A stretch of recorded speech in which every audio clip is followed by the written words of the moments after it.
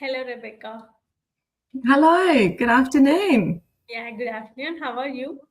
I'm very well, thank you. How about yourself? Yeah, I'm doing great. Thank you. And welcome to the Global Virtual Summit 2026, Rebecca. Thank And you. yeah, before going to start your session, I want to introduce you to our audience. Rebecca Doyle is a leadership coach, fac- facilitator, author, and speaker with more than 2 decades of experience working with leaders, women, and organizations across Australia and beyond. Rebecca works at the intersection of neuroscience, self leadership, and human potential, helping leaders remo- remove the inner interference that limits their effectiveness and reconnect with the natural leadership capability that was always present. Her work spans individual coaching, group facilitation, and organizational leadership development, and is grounded in the belief that the most powerful leadership development is not about acquiring more, it's about clearing what's getting in the way. And she is the author of The Princess Saves Herself, a book for women ready to silence self doubt, choose themselves, and lead fully as who they already are. Rebecca's keynote, Born Leaders Trained Out of It, challenges 3 decades of women's leadership thinking, not with another framework for fixing women, but with a fundamental reframe of what the real problem has always been. Drawing in neuroscience, behavioral research, and real world observation, she makes a case that women are natural leaders and that the work ahead isn't development, it's preservation. That was a wonderful and interesting bio, Rebecca, and the stage is all yours. Lovely, thank you. I will just share my screen. Please let me know if there are any issues with the sharing, and we'll get started. Okay, and we go. So I just wanted to check that the screen is, the presentation can be seen and you can see me.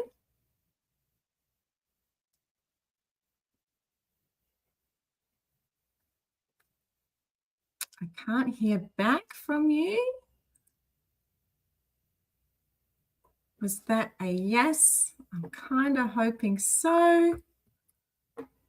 Was that a yes that you could see my screen before? Yes, it is. Excellent. Thank you. All right, I'm going to do it again. Thank you for your patience. I appreciate that. All right, take two. And technology, huh? Anyway, well, thank you.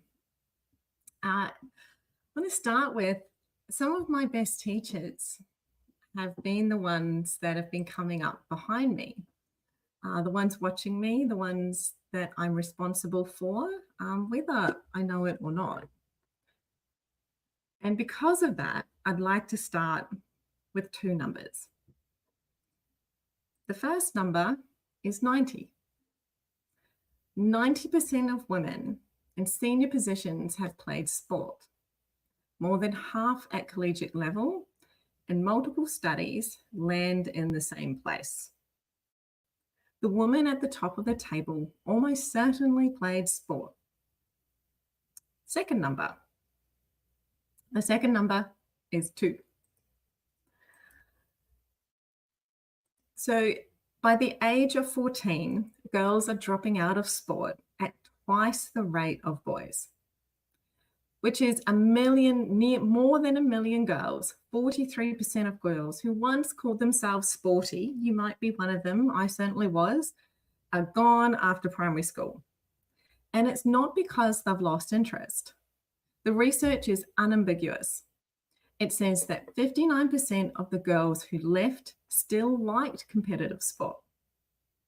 They chose to leave, but they didn't choose freely.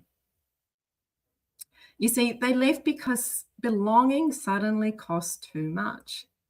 Because being good at sport, something that had made them visible in all the right ways, flipped overnight into something that made them stand out in all the wrong ones. The 15-year-old who was admired for her strength, found that strength was no longer the currency. Fitting in was. And so she made the choice that she thought was only available to her. She chose herself. But the self she chose was the self the world was telling her to be. So holding these two numbers together, 90% of women leaders played sport, and we are losing girls from sport in the millions at the exact age sport is building what it takes to lead. You see, this is not a pipeline problem. This is not about needing more programs or more panels about women in leadership. What if the capability was never missing? What if we already had it and we trained it out? So before I go any further and talk a little bit more about the story that I'm sharing, is I'd like you to stop and think about a version of yourself right now. You know, that version that exists when no one's watching, when you're fully into something, a conversation that's firing, a problem that you're solving, a moment where you're completely at home with yourself. So you got that in your thought? Okay, so that's one version. Then think about this version, the version of yourself that walks into certain rooms, into certain meetings, or maybe even at the school gate. And certain conversations where something shifts in us, where we reach for a different version of ourselves, a more careful one, a more managed one, a more edited one. So I'd like you to hold that gap because we're going to come back to it at the end. The version where you're free to be yourself and the version where you're a little bit more edited. Because now I'd like to talk to you about my daughter's swim squad. Now, I'm sure you didn't show up to this conference to talk about some lady you've never met and her daughter's swim squad. However, I've noticed something whilst watching my daughter swim that speaks to the data that I shared at the beginning of the presentation. So my daughter is in a swim squad, which is filled a mixed group of genders and ages. But what I've noticed is that there's a group of girls there ranging from the ages of about 10 to 15 years. And in the water, they are extraordinary. And I don't mean just, performing extraordinary. They are actually extraordinary. And what struck me wasn't just that the fastest girl was churning up the lane, or the term they like to use is eating my bubbles. It was the girl who waited at the wall for her teammate while she was struggling with her turn. It was the girl who called out encouragement across the lane ropes. It was the one who made room, physically and emotionally, for every body shape, every ability, every personality in that squad. That girl waiting at the wall, she was practicing something that has a name in the business world and in leadership you probably have heard of: psychological safety. The capacity to elevate others without diminishing ourselves, to hold the collective without losing our own edge. She didn't learn that in a workshop. She didn't learn that in a program, and she sure didn't learn it by reading a policy. She learned it in the water, in a daily act of competing against people she cared about.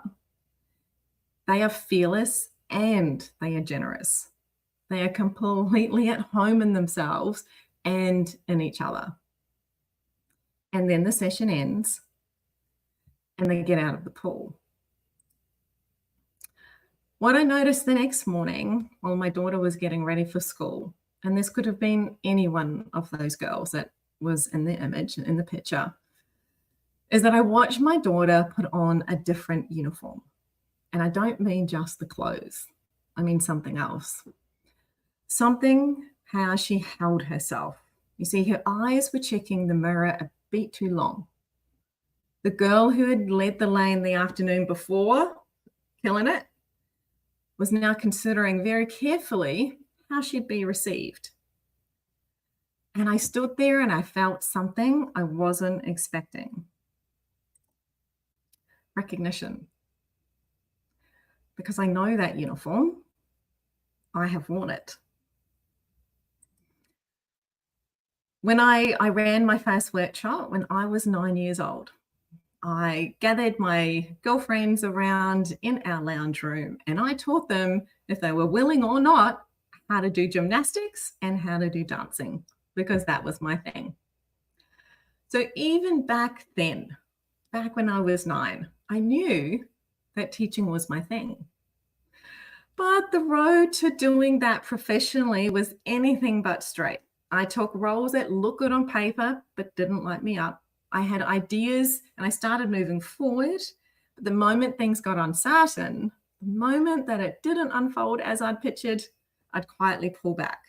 I'd tell myself, wasn't the right time, that I needed to think it through more. Or, of course, I needed to do another course before I was ready to do something like that. Reasonable sounding reasons that were really just exits. Fear dressed up as strategy. So my dad used to ask me, well into my adult years, where did that little girl that was full of life go? You see, he'd see me in certain settings, in certain rooms, and with certain people, and I could see something register on his face. And looking back, what I could see, it was a quiet grief. He wasn't criticizing me, but what he could see was the gap between who I was when I was unguarded and who I became when I thought I was being watched. And I guess he missed the first one. My mum asked the same question of herself years later after her divorce, and in one of those, really real, honest conversations you have with someone when life has stripped so many unnecessary things away. She said she'd look in the mirror and she'd think to herself, where did that 25-year-old go who was living fully, who was completely lit up, who was completely herself? And she said, I don't know where she went. I just looked up one day and she wasn't there anymore. She didn't say it bitterly, she just said it quietly, like she was describing someone she loved and lost, without quite noticing it. Where did she go? That question is the question underneath everything I'm about to say next. There are rooms I will still walk into, virtual, as well as in real rooms, even years after doing this work, where I reach for that other uniform, the one that I feel the gap between who I am and who I am fully in it and who I'm supposed to be whilst I'm there. That gap I asked you to think about at the start, well, that's the gap I'm talking about. The gap of being completely at home with myself and the gap that might be slightly edited because of the environment or situation I'm in. So my question to you is, when do you put on the other uniform? What room do you walk into and feel yourself becoming the managed version, the careful version, maybe the edited version or the smaller than you actually are version? You see, that girl at the pool I was describing, my daughter and her friends, they don't disappear. They grow up. And one of them is potentially in your organization, and she also might be in the audience right now. So she might be you. I know she's definitely me. And she is right now my daughter. So let me tell you what was actually being built in the pool, what's actually being built in the pool right now, and what we lose every time a girl gets out and doesn't go back. The number 2 comes up again. So Korn Ferry studied the highest performing women CEOs, and what distinguished them from average performers is that they are twice as likely to score high in courage. We also have more studies that tell us that 2 out of 16 by Zenger and Volkman, where they studied over 7,000 leaders across 16 competencies, where women outperform men in 12 of the 16 competencies. We're not talking about potential, we're talking about capability that already exists, that already performs, and it already leads when it is allowed to. You know, that twice as much courage isn't taught in a workshop. You learn it standing on the blocks, not knowing if you can win and diving into that pool anyway. You learn it when you're making the call in the last quarter of the game with everything on the line.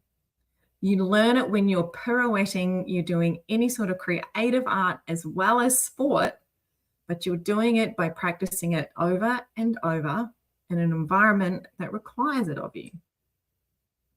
And you learn something else there as well. The thing that the girl at the wall was practicing, you know, in the pool I mentioned, she learns, or we learn, that you can compete fiercely and care deeply at the same time. Our strength and generosity aren't opposites. That the best leader in the room is really the loudest. She's usually the one who makes it safe for everyone else to be excellent. Sport is one of the only environments where girls are given explicit permission to be both, to compete and to care, to take up space and make room, to want to win and want the team to win. And then at 14, we watch them leave. 45% of girls stop playing sport by age 14 because of body image alone. Not ability, not interest, not the way that they look getting out of the pool, or in their leotard, or in their sports uniform, or in a uniform that doesn't make them feel comfortable. When a girl leaves sport, we don't just lose the athlete. We lose the twice amount of times being courageous version of her. We lose the woman who would have walked into the meeting and said that very thing nobody else was willing to say. And we lose the one who would have waited at the wall, who would have made it safe for the whole team to be extraordinary. And I would say that most of the women and men in this audience are living proof of what interrupting that looks like. So in my work with leaders, I work with what we call interference patterns. So the internal pattern that sits between a leader's capability and their actual performance. But I'd like to be really specific when I talk about this, because from the inside, they don't look like limitations or weaknesses. They look entirely reasonable. You see, perfectionism doesn't feel like fear. It feels like standards. People-pleasing doesn't feel like self-abandonment. It feels like being a good team player. That feeling of not being enough, you know, when that voice in your head says you've overreached, you're out of your depth, someone's about to notice, it doesn't feel like a distortion. It feels like the most honest thing in the world for you to think. And hardness. And hardness doesn't feel like armor. It feels like clarity. I want to name this last one, because this one doesn't often get named, because she's not the woman who shrinks. She's the woman that hardens, who decides at some point that softness had cost her too much, so she replaced it with something she could control. So she leads with clarity, she's decisive, and she's efficient. She is the one in the room who seems fine, who actually seems more than fine, who is so competent, she has become invisible in a different way. She is protected, she is producing, and she is lonely in her own leadership. You see, I know the perfectionist. The woman who only backs herself when she's certain of the outcome and then punishes herself for weeks when it doesn't go to plan. I know the people pleaser who agrees in the room and then resents it privately later, and whose feedback is so cushioned it loses its usefulness, whose limits dissolve the moment holding them feels too costly. I know the woman who carries the voice that she says, "You've overreached," who attributes every success to luck, but every failure to evidence. And I know the woman who hardened, who got so good at being strong that she forgot she was also allowed to be human. I know these women because I've been these women. All of them. Sometimes in the same week, sometimes in the same day. Now, let me be clear, these are not character flaws. These are simply learned responses. They are what happens when a girl receives over years a constant message that her full self is too much, that she needs to earn her place, that the cost of getting it is too much for her to handle. So go back to what we thought about at the beginning, the two versions potentially of yourself, fully expressed and where you edit yourself. And I'd also like you to now think about, okay, so what specific moment has come up recently, specifically, which version of you was there, came forward? The last time, did you say something did you not say something when you wanted to? Was it a bit smaller than you meant it? Or you said something and you immediately backtracked? Or you went quiet? Or you went hard? Or you went anywhere else except being true to yourself?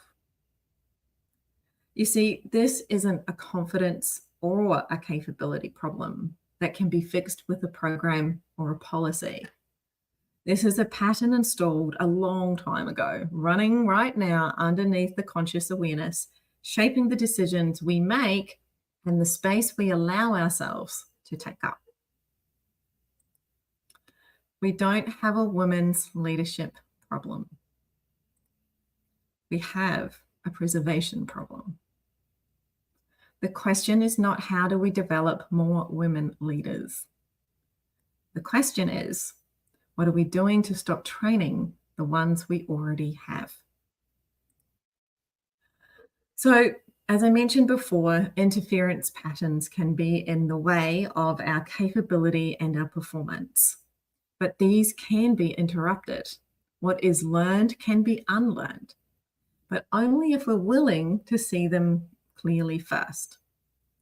I've been in rooms with people where they've had these transformations, but they're often not the grandeur transformation. It's often the quiet moment of recognition.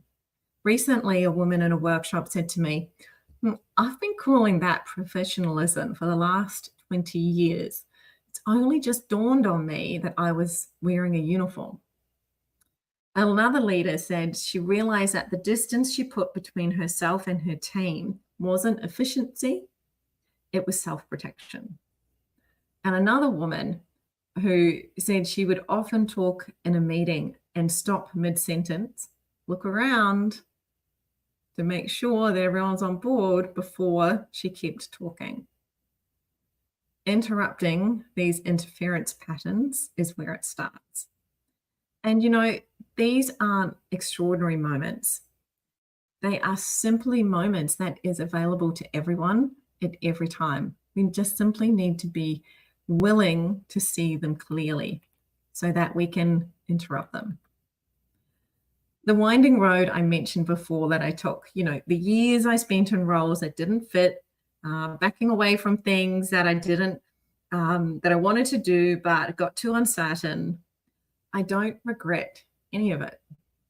Not the wrong turn, not the time it took, because every one of those experiences deepen what I bring now. It brings what I call not just my work, but it became my purpose. So I have an invitation for you. an invitation to notice the moments where you may edit before you speak, the moments where you make an idea smaller so it's easier for someone else to receive, the moments that you apologize for taking up space before you've even taken it up. Notice the moments where you might go hard, when in fact what you're looking to do is go clear. Because all of it is a uniform. All of it is worth seeing, because you cannot interrupt it until you can name it. Now, for those of you in the audience who are also people leaders, who lead people, and if you're a parent, you're 100% in this category as well. Leadership is not a name badge. It is not a job title. For those of you who are willing to take on this invitation, you are the environment. You are the pool or the pool deck. You are the day, every day, you are the one creating an environment and the conditions for someone to show up fully, or for it to be confirmed that it isn't safe to. Ask yourself whose voice is missing from your table, who maybe over-prepares and under-speaks, who softens every opinion into a question and watches someone else take the credit, and who has someone who may have gone quiet, so quiet inside of their armor that you've stopped hearing them altogether. Building a culture where the instincts women carry are the instincts that get rewarded, where courage is recognized before caution, where clarity is welcomed, not just efficiency. You see, this is not a diversity initiative. That is a performance strategy. I think about the girl in the pool a lot. I think about when she's in the water, how she's fearless and generous and completely herself. But how quickly it is that she puts on a different uniform when she gets into a different environment. I think about my dad asking where the little girl who is full of life has gone. And my mum, and one of those, honest conversations life sometimes gives you, where she's asking where that 25-year-old version of her went. It was so fully expressed and opened. I remember saying to her, wow, I would have loved to have met her. I think about the 9-year-old who was running workshops in the lounge and the long winding road it took her to find her way back to the things she always knew. And I think about my daughter. I think about her getting ready for school. I think about her choosing her uniform. And I think she is watching me. What she sees in the way I lead, in the way I speak, in the way I take up or give away my space. That is her first education in what's possible, before any program, before any stage, before anyone tells her who she's supposed to be. Now, we edited ourselves to survive. And for a long time, that was the right call. We were navigating worlds that weren't built for us, in rooms that hadn't yet learned to make space for us. We did what was necessarily, and you could say it was strategic. It was, in many ways, the only move available to us. But we now know more. We have earned more. And the world is asking something different of us. It is time to come home to ourselves. Not because it's indulgent, not because we've earned a break, but let's face it, I'm sure we all have, but because leading from the inside out, showing up as the whole of who you are, is not selfishness. It's sovereignty. The world needs us whole, not managed, not armored, not performing a version of leadership that was designed around someone else. And our daughters need us to do it as well. The capability was always there. Courage was always there. The leadership was always there. The research has been telling us this, and it is clarifying it. Leadership, it wasn't built for those young girls. It was interrupted. So the final question I'd like to leave you for today's session is the question my dad asked of me, the question my mum asked of herself, and the question I hope my daughter never has to ask. And that question is, who would you be if you stopped asking the world for permission to be yourself? I think you'd already know. I think part of you has already known. She's still there. My invitation is to go be her. Thank you.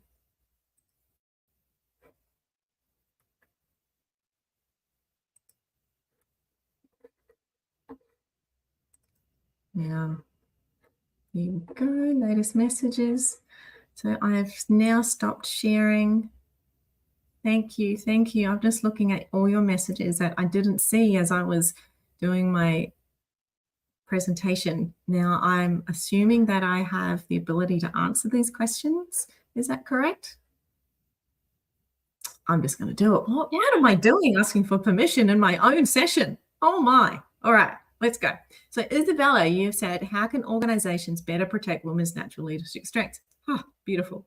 So I would say there's two ways. The first way is we need to start with ourselves. So we are creating an environment around ourselves. And it's not just if you're a people leader with a title. Leadership comes in all forms, and a title is not necessarily it. So starting with ourselves by interrupting the patterns, by providing space for the people around us, by asking them for their input for that space. The second part is in organizations is to ask the question, how can I influence this even 1% more? Just 1%. Who do I need to speak to? Not asking for permission, but what conversation do I need to have? And those 1%ers will create a ripple effect. And as the good old Pantene shampoo conditioner, I'm here from Australia, Brisbane, Australia, says, it may not happen overnight, but we will get there. And leadership is a ripple effect. The impact of our leadership does not stay in the doors of the building that we're working in, because leadership ripples into our home lives, it ripples into our societies, it ripples into our community. And good leadership will impact all of that. So I hope that is a good start to your question. Nearly got me back on my soapbox though. All right, Aralinda, what's that? Sorry, am I allowed to keep answering questions or have I run out of time? Yeah, please answer.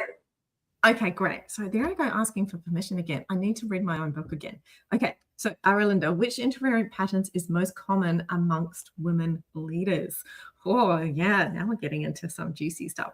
So what I find with the women I have worked with, what interrupts them is they diminish in their behavior, in their words. So that it's like they're asking for permission before they speak. They're asking for permission in the way that they have presence. They use words like, oh, obviously, is that okay with you?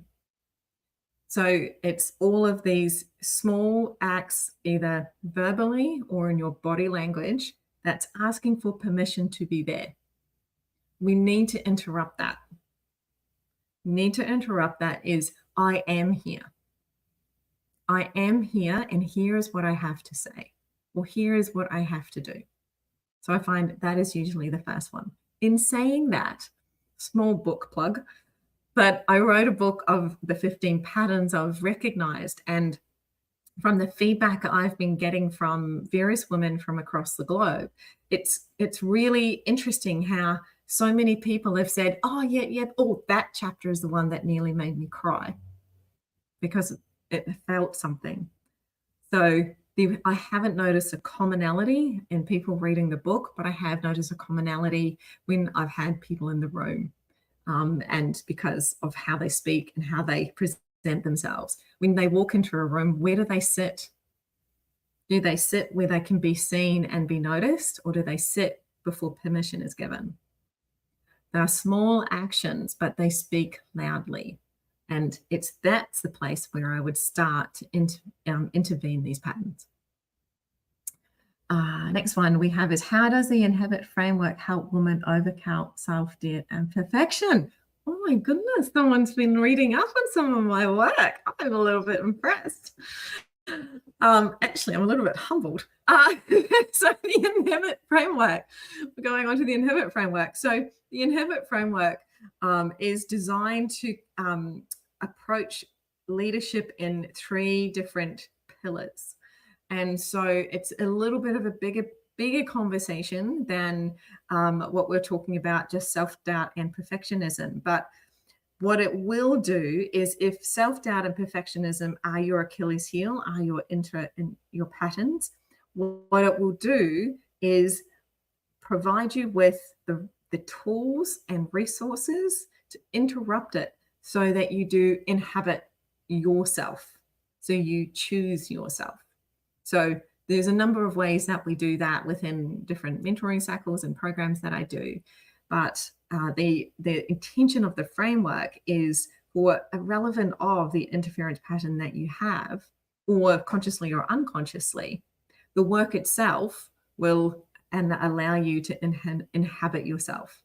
And I refer to it as a little bit like, my daughter's 13, as I mentioned, but it's the little 13-year-old in me.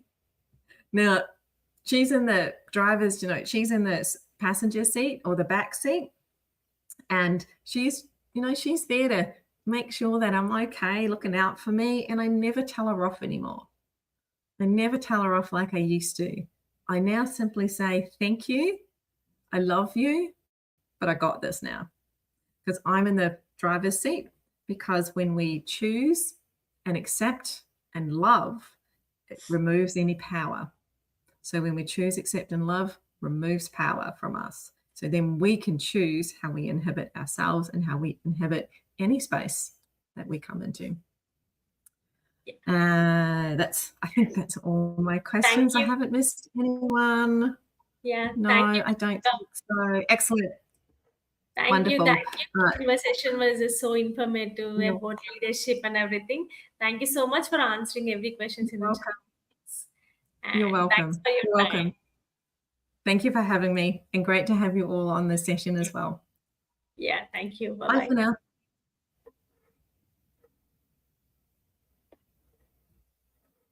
Oh, how do I end myself?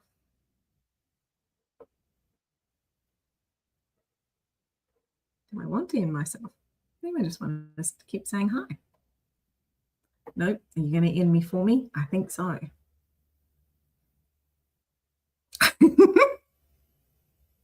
Thank you for all the hearts and claps.